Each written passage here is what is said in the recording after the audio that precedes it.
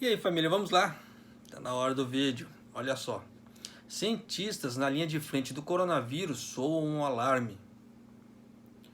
Outono e inverno no hemisfério norte pode ver as taxas de infecção subirem novamente. Adivinha? Mesmo enquanto a pandemia do coronavírus continua a ganhar força em todo o mundo, muitas comunidades estão reabrindo. A escola voltou, as competições esportivas avançam e a vida está voltando a um novo tipo de normalidade. A economia global sofreu um grande golpe, com líderes governamentais reticentes em impor novas rodadas de bloqueio.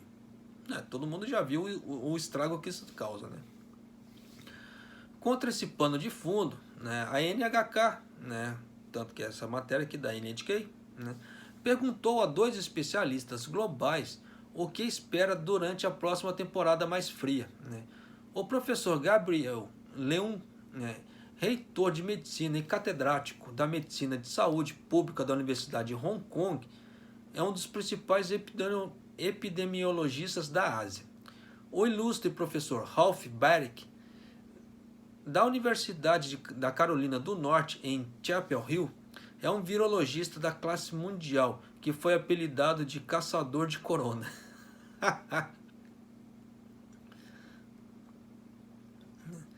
Novos conhecimentos científicos sobre o coronavírus. Aí vem a pergunta. O que você descobriu sobre o novo coronavírus nos últimos meses? Aí, resposta do Gabriel Leung. Nós sabemos com certeza que a propagação pré-sintomática ou assintomática do coronavírus é real. Isso é lógico, já é mais comprovado que isso não tem como. Estudos revelaram que até 40% de todas as infecções ocorrem antes das pessoas apresentarem qualquer sintomas. Outro trabalho que concluímos recentemente é que o coronavírus gosta de se agrupar. Existe uma tendência de ter grupos de infecções onde cerca de 20% dos casos se espalhariam e seriam responsáveis por 80% da carga total dos casos. Dessas tendências, você precisa se preparar bem para o outono e inverno, principalmente em ambientes que dariam origem a esses efeitos de cluster. Para quem não sabe, a infecções por cluster ela é muito citada aqui, principalmente aqui no Japão. São infecções em ambientes fechados, resumindo a coisa toda.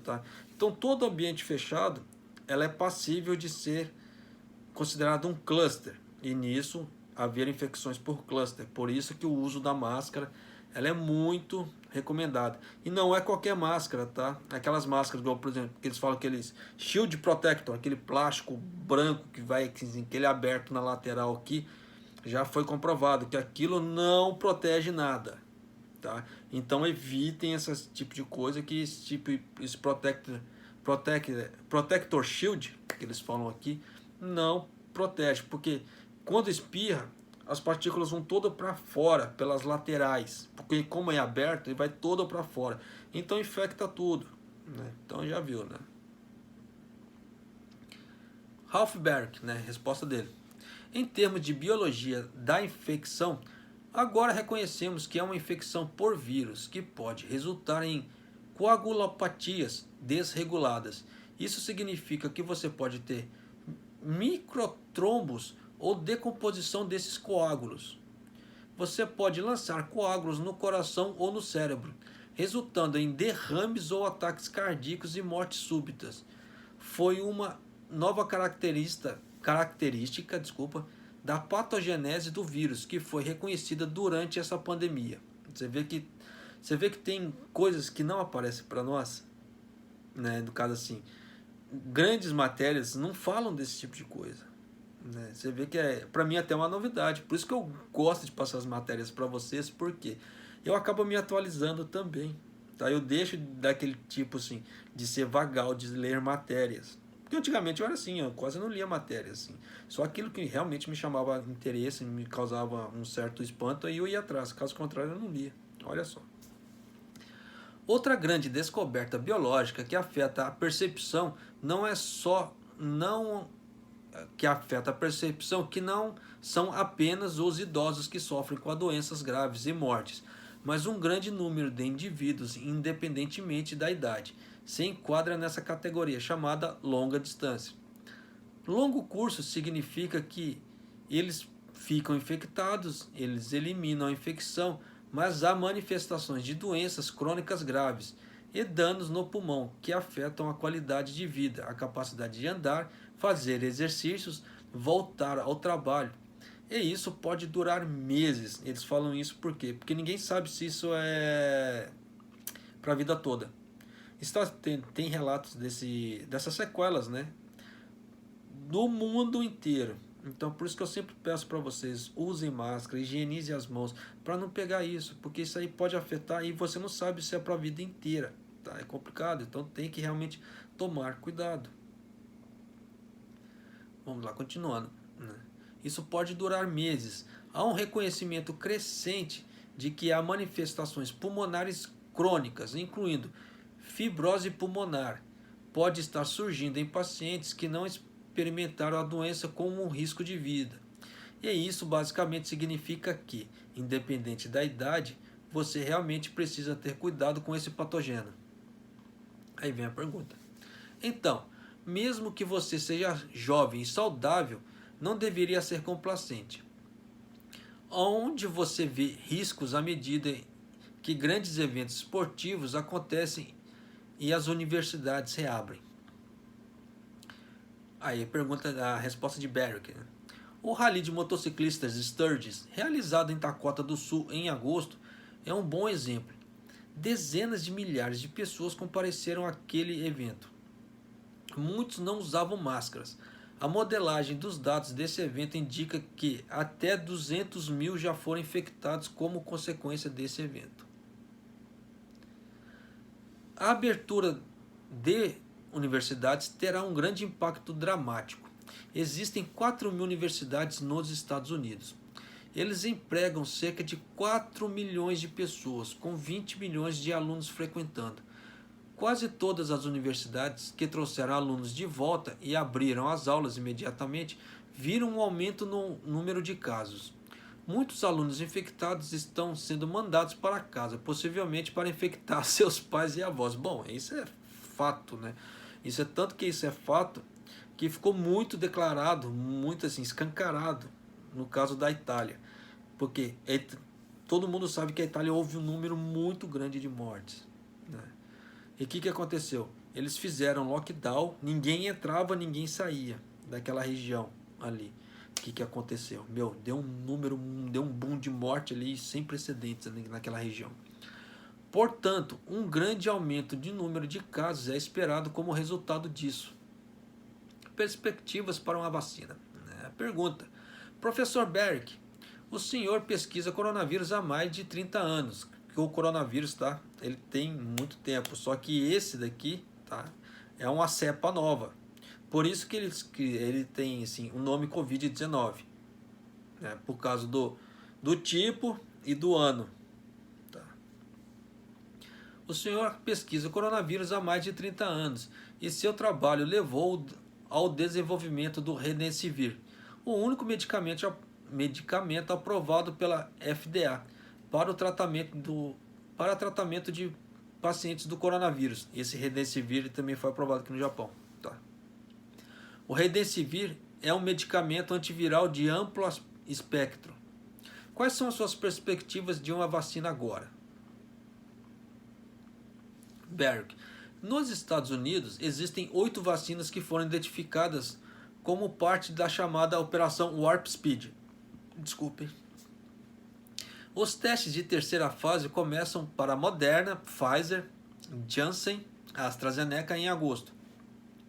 Agora mesmo, muitos dos voluntários estão recebendo o segundo reforço da vacina e começam a coletar dados em cerca de 2 semanas. Então, por essa matéria, você já tem noção que a vacina do coronavírus vai ser em 2 doses. Tá? Em geral, você precisa de algo entre 200 e 300 infecções para ter bons resultados em termos de eficácia protetora da vacina em populações adultas. É importante dizer isso porque você precisa de um rastreamento muito mais longo antes de poder identificar qual a eficácia em populações mais vulneráveis, como idosos, diabéticos e outros indivíduos que apresentam risco aumentado para a doença. E as vacinas não estão sendo testadas em crianças, então não temos a ideia da eficácia para elas. Então vocês estão vendo que o pesquisador americano está falando, né? Não é esse que vos fala, tá? As primeiras indicações de eficácia da vacina devem começar em novembro e dezembro. Então, a segunda pergunta, como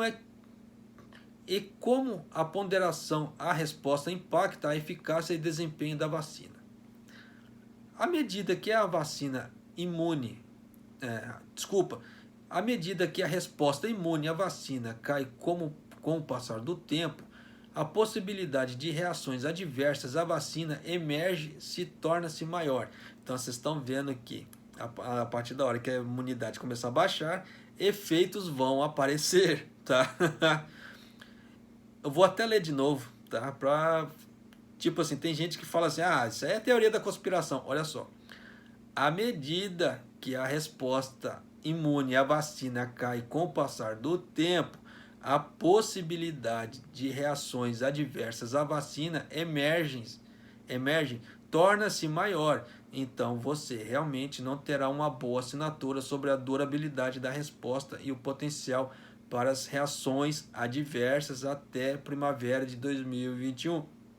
Então você já pode ter certeza que até a primavera de 2021 não dá para ter uma certeza, tá, das reações da galera que está tomando a vacina agora.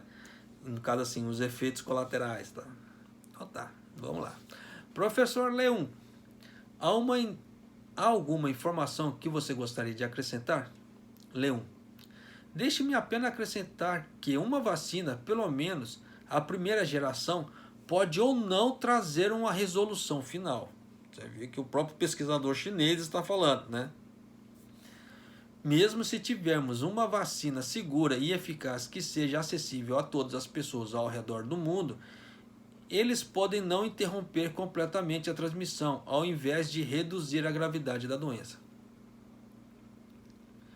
Hong Kong foi atingida por novas ondas de infecções que resultaram na morte de mais de 100 pessoas. Quais fatores causaram o ressurgimento? Aí vai lá para a pergunta para o pesquisador chinês, né? Leon, se você olhar para as origens de nossa chamada terceira onda, você viu que a China já está na terceira onda já, meu irmão. Havia algumas lacunas em relação às pessoas isentas, que eram viajantes que chegavam, principalmente tripulações de avião e de mar. Hong Kong, como centro de transporte internacional, recebe muitas dessas pessoas, embora o volume de tráfego, tanto aéreo quanto marítimo, tenha caído bem mais que 90% ou 95%. As sementes importadas inicialmente escaparam da rede da fronteira e, em seguida, chegaram à comunidade geral e semearam esse surto. No caso, eles estão meio que culpando os estrangeiros, né? Mas vamos ver, né? Infelizmente, os primeiros casos locais concentraram-se em lares de idosos e, assim que entraram, a chamada taxa de ataque, que é a proporção de pessoas que acabaram sendo infectadas em um ambiente institucionalizado como a casa de saúde, poderia aumentar tão alto quanto 80% a 90%, dado que 90% dado que quase 90% das poucos mais de 100 mortes registradas são da terceira onda. Então você vê que a terceira onda deles já matou 100 pessoas. Temos que ser extremamente cuidadosos com a quase inevitável quarta onda, supostamente em outubro ou inverno. Você já viu que eles já estão se precavendo já para isso, né? Para não deixarmos idosos institucionalizados se tornarem suscetíveis a ela. E temos que protegê-los proativamente. Essa é uma lição muito difícil que aprendemos. Pergunta, né? O que podemos tirar da experiência dos Estados Unidos? Aí o professor Barrick, né? Os Estados Unidos têm lutado em várias frentes, incluindo liderança, a implementação de tomadas de decisão com base científica para controlar a pandemia. O problema fundamental é que há uma mensagem ambígua que foi transmitida ao público americano em termos da gravidade da doença e o impacto da doença nas populações. Essas mensagens confusas resultaram em uma resposta dividida em todo o país. E uma resposta dividida em meio à pandemia significa que você não controla a pandemia. Vocês estão sentindo assim que na resposta dele tem algo parecido com algum lugar que eu e você conhecemos, tá? Eu não preciso nem citar, tá? O sistema de saúde está dividido em 50 estados. Muitos estados não estão trabalhando de forma coordenada, permitindo que o vírus se espalhe. Cause surtos focais em um local do país, seguindo pelas implementações, de estratégias de mitigação. Para quem não sabe, tá? Mitigação é a seguinte: o risco existe, né? O dano vai existir. Só que o mitigar, você vai reduzir esse dano, tá? O dano não vai deixar de existir, mas você vai reduzir muito esse dano, tá? Isso é mitigar. Só dá para dar um exemplo, assim, você sabe que inevitavelmente você vai queimar a mão, tá? Se você colocar a mão você precisa colocar a mão na água quente, você sabe que inevitavelmente você vai queimar a mão, mas se você colocar a luva, você vai diminuir essa queimadura. No caso assim, vai esquentar, você vai sentir um certo dor, mas não vai ser aquela queimadura que seria de você meter a mão direto. Isso é mitigar. Tá? Então, estratégias de mitigação que suprimem o número de infecções e, em seguida, seguido por um aumento nos casos em outras partes do país. Na verdade, como nação, não estávamos preparados para implementar medidas de proteção adequadas, especialmente em muitos ambientes de trabalho, incluindo restaurantes e a abertura de bares. Isso levou a surtos massivos em lugares como Flórida, Texas e outros lugares, seguido por surtos em muitos outros estados que resultaram em rodadas adicionais de restrições e fechamentos de locais de trabalho. Tentamos coisas diferentes. Em geral, tem sido um momento difícil. Né? Então, é uma notícia da NTK, tá? Uma reportagem deles. Então, vocês estão vendo como é que a coisa está. Tá? E não é só aqui, tá? No Japão. Você vê que em outros países, você vê que eles pegaram pesquisadores da China e dos Estados Unidos para falar. Você vê que a coisa para lá também está feia. Então, vocês estão vendo que os próprios pesquisadores ali já estão meio com o pezão atrás em relação à vacina também. No caso assim, não da eficácia da vacina, mas em relação de reações adversas, os vulgos efeitos colaterais, tá? Então é isso aí, tá? Espero que tenha gostado da matéria, né? Se não gostou, né? Infelizmente é isso que esse que o Voz Fala tem a apresentar para vocês agora em relação a isso. Mas é isso aí, pessoal. Um abraço, até o próximo vídeo, até mais.